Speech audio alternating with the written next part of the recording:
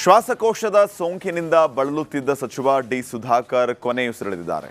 D Sudhakar ಅವರ ರಾಜಕೀಯ ಹಾದಿಯ ಬಗ್ಗೆ ಒಂದು ರಿಪೋರ್ಟ್ ಇಲ್ಲಿದೆ.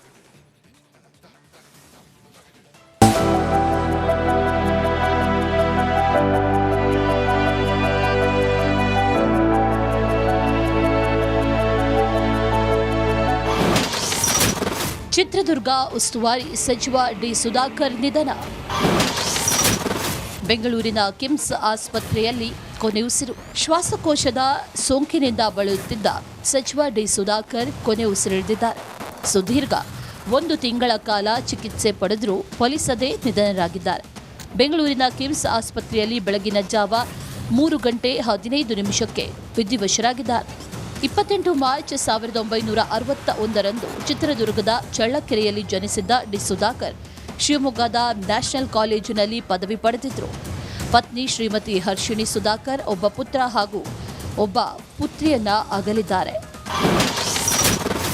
ಡಿ ಸುಧಾಕರ್ ಅವರ ರಾಜಕೀಯ ಹಾದಿಯನ್ನ ನೋಡೋದಾದ್ರೆ, ಡಿ ಸುಧಾಕರ್ 2004ರಲ್ಲಿ ಚಳ್ಳಕೆರೆಯಿಂದ ಕಾಂಗ್ರೆಸ್ ಶಾಸಕರಾಗಿ ಆಯ್ಕೆಯಾಗಿದ್ದರು. 2008ರಲ್ಲಿ ಹಿರಿಯೂರು ಕ್ಷೇತ್ರದಿಂದ ಪಕ್ಷೇತರ ಅಭ್ಯರ್ಥಿಯಾಗಿ ಗೆಲುವು ಸಾಧಿಸಿದರು. ಅದೇ ವರ್ಷ ಬಿಜೆಪಿ ಸರ್ಕಾರದಲ್ಲಿ ಸಮಾಜ ಕಲ್ಯಾಣ ಸಚಿವರಾಗಿ ಸೇವೆ ಸಲ್ಲಿಸಿದರು. 2013ರಲ್ಲಿ ಕಾಂಗ್ರೆಸ್ ಪಕ್ಷಕ್ಕೆ ಸೇರ್ಪಡೆಯಾಗಿ ಮತ್ತೊಮ್ಮೆ ಗೆಲುವು ಸಾಧಿಸಿದರು. ಜೆಡಿಎಸ್ ಅಭ್ಯರ್ಥಿ ಎ ಕೃಷ್ಣಪ್ಪ ಅವರ ವಿರುದ್ಧ ಜಯಭೇರಿ ಬಾರಿಸಿದರು. ಆ ಬಳಿಕ 2018ರಲ್ಲಿ ಬಿಜೆಪಿ ಅಭ್ಯರ್ಥಿ ಪೂರ್ಣಿಮಾ ಶ್ರೀನಿವಾಸ್ ವಿರುದ್ಧ ಪರಾಭವಗೊಂಡರು. 2023ರಲ್ಲಿ ಮತ್ತೆ ಹಿರಿಯೂರು ಕ್ಷೇತ್ರದಿಂದ ಸುಧಾಕರ್ ಗೆದ್ದು ಬೀಗಿದ್ರು. ಸಿದ್ದರಾಮಯ್ಯ ಸಚಿವ ಸಂಪುಟದಲ್ಲಿ ಯೋಜನೆ ಮತ್ತು ಸಾಂಖ್ಯಿಕ ಸಚಿವರಾಗಿ ಕಾರ್ಯನಿರ್ವಹಿಸಿದ ಹೆಗ್ಗಳಿಕೆ ಡಿ ಸುಧಾಕರ್ ಅವರದ್ದು.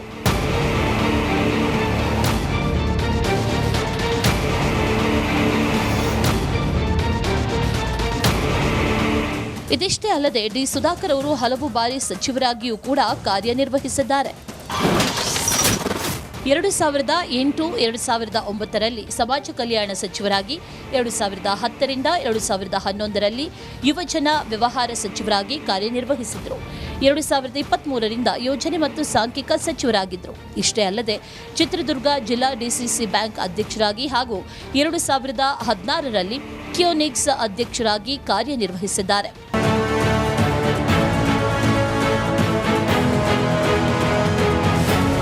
ಸುಧಾಕರ್ ನಿಧನದ ಸುದ್ದಿ ತಿಳಿತಾ ಇದ್ದಂತೆ ಕುಟುಂಬಸ್ಥರು, ಅಭಿಮಾನಿಗಳು ಹಾಗೂ ಕಾರ್ಯಕರ್ತರ ಆಕ್ರಂದನ ಮುಗಿಲು ಮುಟ್ಟಿದೆ.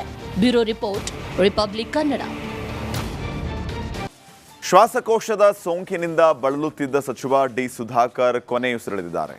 ಡಿ ಸುಧಾಕರ್ ಅವರ ರಾಜಕೀಯ ಹಾದಿಯ ಬಗ್ಗೆ ಒಂದು ರಿಪೋರ್ಟ್ ಇಲ್ಲಿದೆ.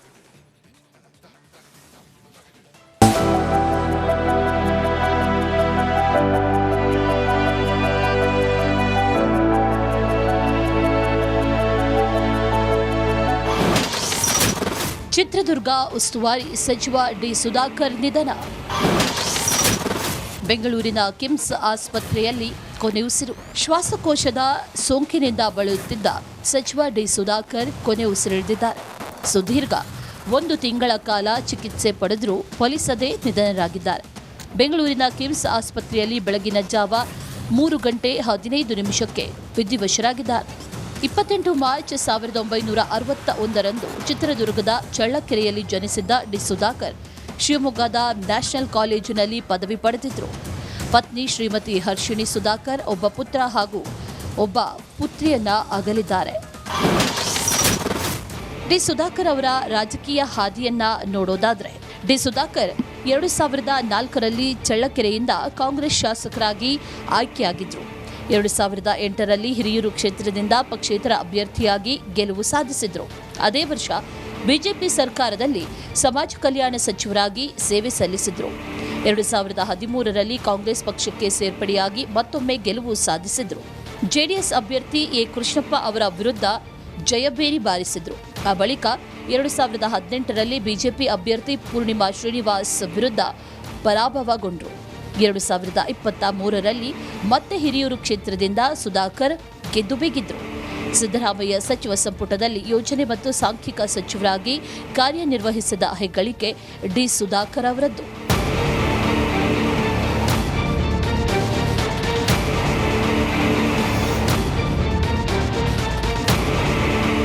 ಇದಿಷ್ಟೇ ಅಲ್ಲದೆ ಡಿ ಸುಧಾಕರ್ ಅವರು ಹಲವು ಬಾರಿ ಸಚಿವರಾಗಿಯೂ ಕೂಡ ಕಾರ್ಯನಿರ್ವಹಿಸಿದ್ದಾರೆ. 2008, 2009ರಲ್ಲಿ ಸಮಾಜ ಕಲ್ಯಾಣ ಸಚಿವರಾಗಿ, 2010ರಿಂದ 2011ರಲ್ಲಿ ಯುವಜನ ವ್ಯವಹಾರ ಸಚಿವರಾಗಿ ಕಾರ್ಯನಿರ್ವಹಿಸಿದರು. 2023ರಿಂದ ಯೋಜನೆ ಮತ್ತು ಸಾಂಖ್ಯಿಕ ಸಚಿವರಾಗಿದ್ದರು. ಇಷ್ಟೇ ಅಲ್ಲದೆ ಚಿತ್ರದುರ್ಗ ಜಿಲ್ಲಾ ಡಿಸಿಸಿ ಬ್ಯಾಂಕ್ ಅಧ್ಯಕ್ಷರಾಗಿ ಹಾಗೂ 2016ರಲ್ಲಿ ಕಿಯೋನಿಕ್ಸ್ ಅಧ್ಯಕ್ಷರಾಗಿ ಕಾರ್ಯನಿರ್ವಹಿಸಿದ್ದಾರೆ.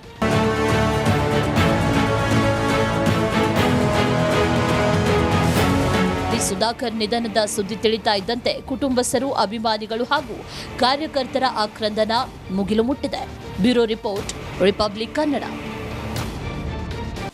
ಶ್ವಾಸಕೋಶದ ಸೋಂಕಿನಿಂದ ಬಳಲುತ್ತಿದ್ದ ಸಚಿವ ಡಿ ಸುಧಾಕರ್ ಕೊನೆಯುಸಿರೆಳೆದಿದ್ದಾರೆ. ಡಿ ಸುಧಾಕರ್ ಅವರ ರಾಜಕೀಯ ಹಾದಿಯ ಬಗ್ಗೆ ಒಂದು ರಿಪೋರ್ಟ್ ಇಲ್ಲಿದೆ.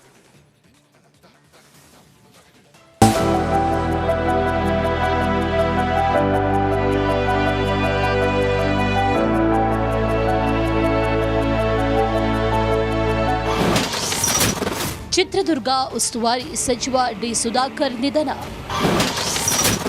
ಬೆಂಗಳೂರಿನ ಕಿಮ್ಸ್ ಆಸ್ಪತ್ರೆಯಲ್ಲಿ ಕೊನೆಯುಸಿರು. ಶ್ವಾಸಕೋಶದ ಸೋಂಕಿನಿಂದ ಬಳಲುತ್ತಿದ್ದ ಸಚಿವ ಡಿ ಸುಧಾಕರ್ ಕೊನೆಯುಸಿರೆಳೆದಿದ್ದಾರೆ. ಸುದೀರ್ಘ 1 ತಿಂಗಳ ಕಾಲ ಚಿಕಿತ್ಸೆ ಪಡೆದರೂ ಫಲಿಸದೆ ನಿಧನರಾಗಿದ್ದಾರೆ. ಬೆಂಗಳೂರಿನ ಕಿಮ್ಸ್ ಆಸ್ಪತ್ರೆಯಲ್ಲಿ ಬೆಳಗಿನ ಜಾವ 3:15 ವಿಧಿವಶರಾಗಿದ್ದಾರೆ. 28 ಮಾರ್ಚ್ 1961ರಂದು ಚಿತ್ರದುರ್ಗದ ಚಳ್ಳಕೆರೆಯಲ್ಲಿ ಜನಿಸಿದ್ದ ಡಿ ಸುಧಾಕರ್ ಶಿವಮೊಗ್ಗದ ನ್ಯಾಷನಲ್ ಕಾಲೇಜಿನಲ್ಲಿ ಪದವಿ ಪಡೆದಿದ್ದರು. ಪತ್ನಿ ಶ್ರೀಮತಿ ಹರ್ಷಿಣಿ ಸುಧಾಕರ್, ಒಬ್ಬ ಪುತ್ರ ಹಾಗೂ ಒಬ್ಬ ಪುತ್ರಿಯನ್ನ ಅಗಲಿದ್ದಾರೆ. ಡಿ ಸುಧಾಕರ್ ಅವರ ರಾಜಕೀಯ ಹಾದಿಯನ್ನ ನೋಡೋದಾದ್ರೆ, ಡಿ ಸುಧಾಕರ್ 2004ರಲ್ಲಿ ಚಳ್ಳಕೆರೆಯಿಂದ ಕಾಂಗ್ರೆಸ್ ಶಾಸಕರಾಗಿ ಆಯ್ಕೆಯಾಗಿದ್ದರು. 2008ರಲ್ಲಿ ಹಿರಿಯೂರು ಕ್ಷೇತ್ರದಿಂದ ಪಕ್ಷೇತರ ಅಭ್ಯರ್ಥಿಯಾಗಿ ಗೆಲುವು ಸಾಧಿಸಿದರು. ಅದೇ ವರ್ಷ ಬಿಜೆಪಿ ಸರ್ಕಾರದಲ್ಲಿ ಸಮಾಜ ಕಲ್ಯಾಣ ಸಚಿವರಾಗಿ ಸೇವೆ ಸಲ್ಲಿಸಿದರು. 2013ರಲ್ಲಿ ಕಾಂಗ್ರೆಸ್ ಪಕ್ಷಕ್ಕೆ ಸೇರ್ಪಡೆಯಾಗಿ ಮತ್ತೊಮ್ಮೆ ಗೆಲುವು ಸಾಧಿಸಿದರು. ಜೆಡಿಎಸ್ ಅಭ್ಯರ್ಥಿ ಎ ಕೃಷ್ಣಪ್ಪ ಅವರ ವಿರುದ್ಧ ಜಯಭೇರಿ ಬಾರಿಸಿದರು. ಆ ಬಳಿಕ 2018ರಲ್ಲಿ ಬಿಜೆಪಿ ಅಭ್ಯರ್ಥಿ ಪೂರ್ಣಿಮಾ ಶ್ರೀನಿವಾಸ್ ವಿರುದ್ಧ ಪರಾಭವಗೊಂಡರು. 2023ರಲ್ಲಿ ಮತ್ತೆ ಹಿರಿಯೂರು ಕ್ಷೇತ್ರದಿಂದ ಸುಧಾಕರ್ ಗೆದ್ದು ಬೀಗಿದ್ರು. ಸಿದ್ದರಾಮಯ್ಯ ಸಚಿವ ಸಂಪುಟದಲ್ಲಿ ಯೋಜನೆ ಮತ್ತು ಸಾಂಖ್ಯಿಕ ಸಚಿವರಾಗಿ ಕಾರ್ಯನಿರ್ವಹಿಸಿದ ಹೆಗ್ಗಳಿಕೆ ಡಿ ಸುಧಾಕರ್ ಅವರದ್ದು.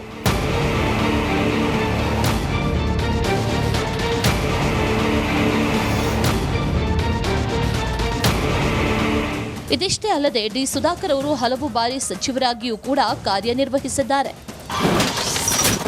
2008, 2009ರಲ್ಲಿ ಸಮಾಜ ಕಲ್ಯಾಣ ಸಚಿವರಾಗಿ, 2010ರಿಂದ 2011ರಲ್ಲಿ ಯುವಜನ ವ್ಯವಹಾರ ಸಚಿವರಾಗಿ ಕಾರ್ಯನಿರ್ವಹಿಸಿದರು.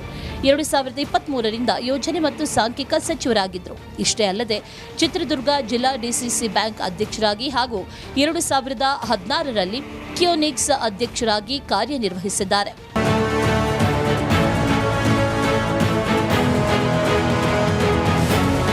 ಸುಧಾಕರ್ ನಿಧನದ ಸುದ್ದಿ ತಿಳಿತಾ ಇದ್ದಂತೆ ಕುಟುಂಬಸ್ಥರು, ಅಭಿಮಾನಿಗಳು ಹಾಗೂ ಕಾರ್ಯಕರ್ತರ ಆಕ್ರಂದನ ಮುಗಿಲು ಮುಟ್ಟಿದೆ. Bureau report, republic Kannada. ಶ್ವಾಸಕೋಶದ ಸೋಂಕಿನಿಂದ ಬಳಲುತ್ತಿದ್ದ ಸಚಿವ ಡಿ ಸುಧಾಕರ್ ಕೊನೆಯುಸಿರೆಳೆದಿದ್ದಾರೆ. ಡಿ ಸುಧಾಕರ್ ಅವರ ರಾಜಕೀಯ ಹಾದಿಯ ಬಗ್ಗೆ ಒಂದು ರಿಪೋರ್ಟ್ ಇಲ್ಲಿದೆ.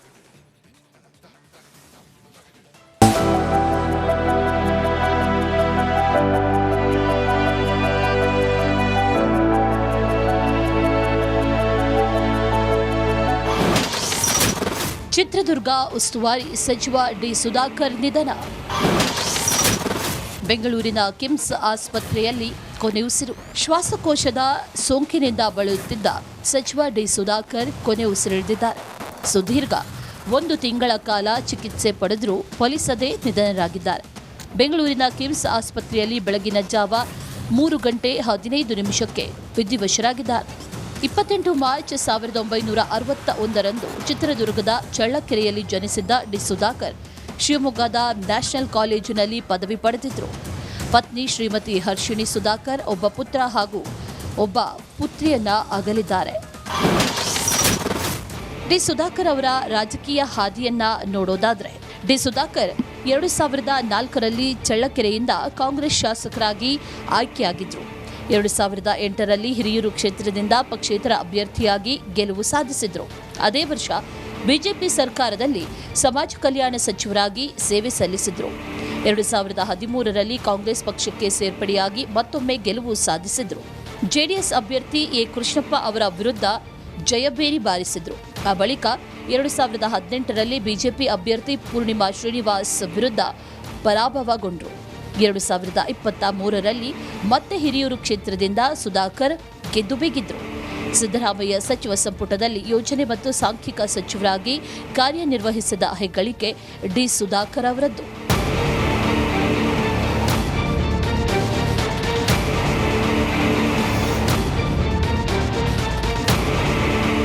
ಇದಿಷ್ಟೇ ಅಲ್ಲದೆ ಡಿ ಸುಧಾಕರ್ ಅವರು ಹಲವು ಬಾರಿ ಸಚಿವರಾಗಿಯೂ ಕೂಡ ಕಾರ್ಯನಿರ್ವಹಿಸಿದ್ದಾರೆ. 2008, 2009ರಲ್ಲಿ ಸಮಾಜ ಕಲ್ಯಾಣ ಸಚಿವರಾಗಿ, 2010ರಿಂದ 2011ರಲ್ಲಿ ಯುವಜನ ವ್ಯವಹಾರ ಸಚಿವರಾಗಿ ಕಾರ್ಯನಿರ್ವಹಿಸಿದರು. 2023ರಿಂದ ಯೋಜನೆ ಮತ್ತು ಸಾಂಖ್ಯಿಕ ಸಚಿವರಾಗಿದ್ದರು. ಇಷ್ಟೇ ಅಲ್ಲದೆ ಚಿತ್ರದುರ್ಗ ಜಿಲ್ಲಾ ಡಿಸಿಸಿ ಬ್ಯಾಂಕ್ ಅಧ್ಯಕ್ಷರಾಗಿ ಹಾಗೂ 2016ರಲ್ಲಿ ಕಿಯೋನಿಕ್ಸ್ ಅಧ್ಯಕ್ಷರಾಗಿ ಕಾರ್ಯನಿರ್ವಹಿಸಿದ್ದಾರೆ.